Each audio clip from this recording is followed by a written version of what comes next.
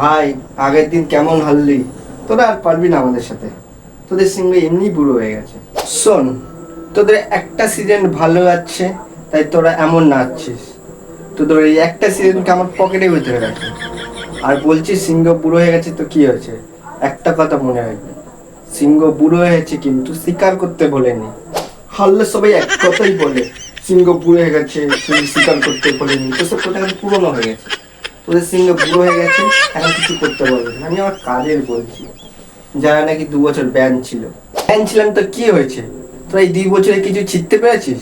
শুনলাম নাকি 2016 সালে তোরা ফাইনালে উঠেছিলিস, তাও তো কিছু ছিটতে পারিসনি। আমি আমার কাদের বলছি, যাদের কাছে ললিপপ ছাড়া কিছু নেই। তোদের থেকে আমাদের রেকর্ড অনেক ভালো। তোদের কি রেকর্ড ভালো বলতো? তাহলে হয়ে যাক, তোর রেকর্ড বেশি না আমাদের রেকর্ড বেশি? হয়ে যাক দেখি। তোদের সাথে আমাদের ম্যাচ হয়েছে 35টা, তোরা জিতেছিস 13টা, আমরা জিতেছি 21টা। একটাই কোনো রেজাল্ট বেরোয়নি। আমার বড় বড় কথা বলছিস, এখনো অনেক তফাৎ আছে। যা ঘরে গিয়ে ললিপপ চুষ। আমরা যে তোদের ঘরের মাঠে হারিয়েছি সেটা তো বল। তোরা তো 17 বছর পর একবার মাত্র হারিয়েছিস। আমরা যে তোদের কতবার হারিয়েছি তার কোনো ঠিকানা নেই। আর বড় বড় কথা বল, যা গিয়ে ললিপপ চুষ। তোরা কতবার ফাইনালে গিয়েছিস? 3বার। 3বার মাত্র। আমরা 10বার ফাইনালে গেছি, 10বার। আর 12বার তো প্লে অফেই গিয়েছি।